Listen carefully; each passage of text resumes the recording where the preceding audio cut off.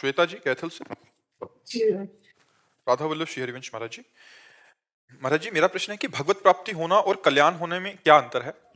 दोनों बात एक ही है। और सुनो भैया क्या हाल है? भगवत प्राप्ति होना तो और भाई मैं कल्याण ये होना कहना चाहता दोनों हूँ बातें कि एक ही है। एक तो हो लेकिन सब भगवत सेवा में जाना और भगवत प्राप्ति होना नहीं है, और कल्याण होना, इनमें अंतर है। तो देना कल्याण का तात्पर्य होता है आवागमन से मुक्त होना।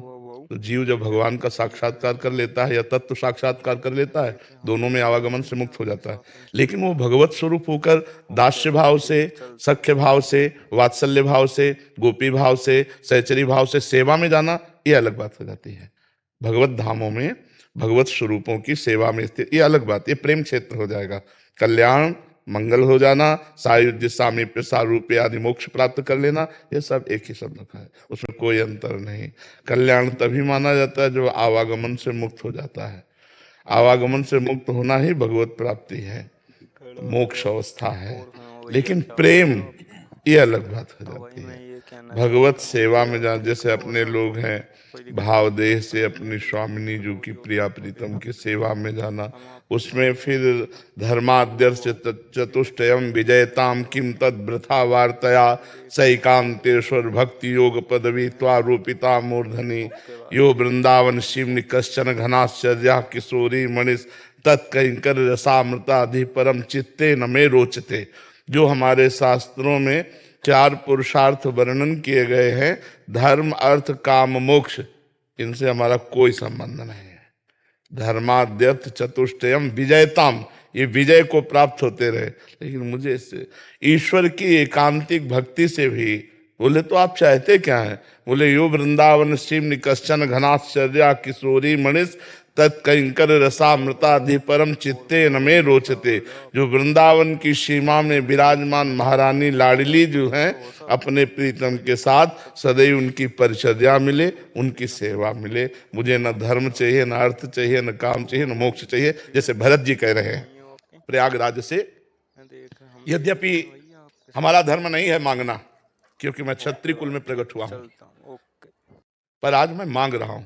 मांगू भीख त्याज निज धर्मो, आरत काह न करे कुकर्मो। मैं आर्त हूं। बोले क्या अर्थ हो, क्या चाहिए आपको? बोले अर्थ न धर्म न काम रुचि गति न चाहो निर्वाण, जन्म जन्म रति राम पद यह वरदान नाम। मुझे बार बार जन्म हो पर श्री राम चरणों में अनुराग हो, बस इतना मुझे चाहिए। यद्यपि मांगना नहीं चाहिए, क्षत्रिय कुल में मांगना निषेध है, पर हे प्रयागराज, मैं आपसे मांगता हूं, न धर्म चाहिए, न अर्थ चाहिए, न काम चाहिए, न मोक्ष चाहिए, जन्म जन्म भगवान श्री राम के चरणों में प्रेम हो। सीताराम चरण रति मोरे, अनुदिन बढ़े अनुग्रह तोरे। तो ये प्रेम एक अलग हो जाता है, कल्याण भगवत प्राप्ति मोक्ष एक अलग हो जाता है। जैसे ध्रुव जी को भगवत प्राप्ति के बाद राज्य किया, सब वो अलग विषय हो गया।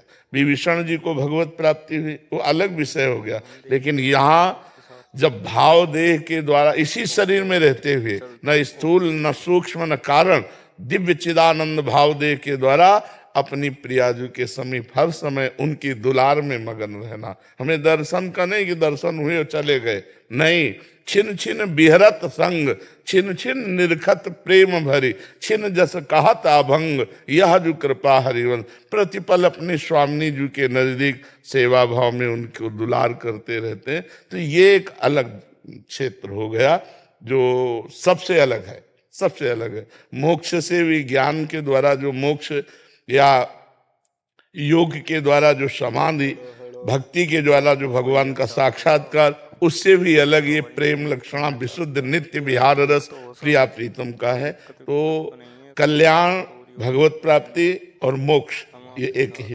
अंकुश अरोड़ा जी श्री गंगानगर से। राधे राधे महाराज जी। महाराज जी, जब हम पूर्ण निष्ठा व प्रतिबद्धता ईमानदारी के साथ किसी कार्य में या किसी व्यक्ति विशेष को चाहते हैं, तो क्या वह चीज उपलब्धि संभव है क्या?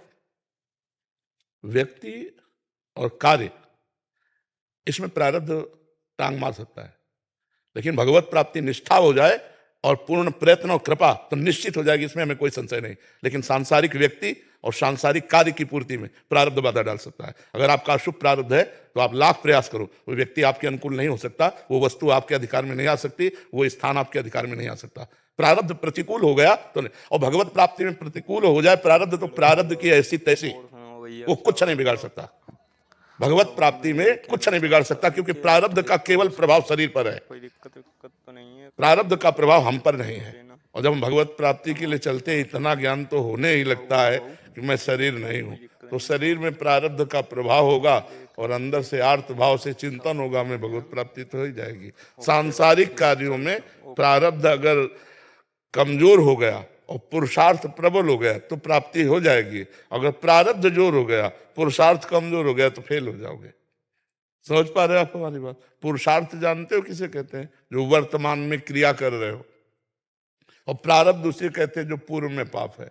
जैसे बहुत बड़ी डिग्री प्राप्त कर ली लेकिन नौकरी ही नहीं मिल रही, बहुत व्यापार कर रहे लेकिन घाटा लग रहा है, बहुत प्रयास कर रहे लेकिन निष्फल हो रहे क्योंकि पूर्व का प्रारब्ध है।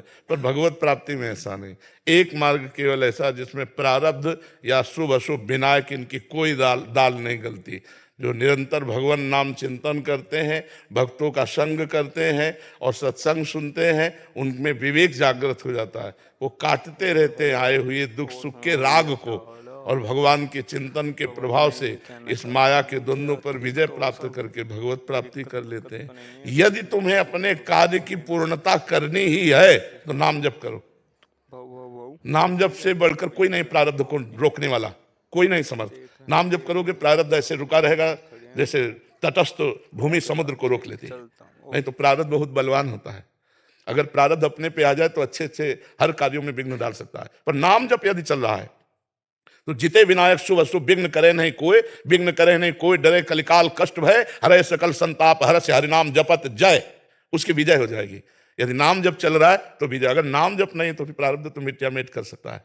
इसलिए हम ये फाइनल में नहीं कह सकते कि आप कर्म निष्ठावान हैं, आप बड़ी सच्चाई से कर्म करते हैं तो आप सफलता ही प्राप्त करेंगे। नहीं, अगर आपका पूर्व का प्रारब्ध प्रबल है तो असफल कर देगा। अगर वर्तमान का पुरुषार्थ भगवान के भजन से जुड़ जाए तो प्रारब्ध की धज्जियां उड़ा देगा। इसलिए हम सबसे प्रार्थना करते जैसे भी बने वैसे राधा राधा राधा राधा नाम जप करो तो नाम जप तुम्हारे सारे पापों को नष्ट कर देगा। नाम संकीर्तनम यस्य है सर्व पाप प्रणाशनम, समस्त पापों का नाश कर देगा। भगवान की शरण और नाम जप इस संसार से हर जगह विजय प्राप्त हो जाएगी, हर जगह। अगर नाम जप नहीं, भजन नहीं तो फिर ये पुरुषार्थ जो है प्रारब्ध से नहीं जीत पाएगा। समझ पा रहे आप? कोई संशय इसमें?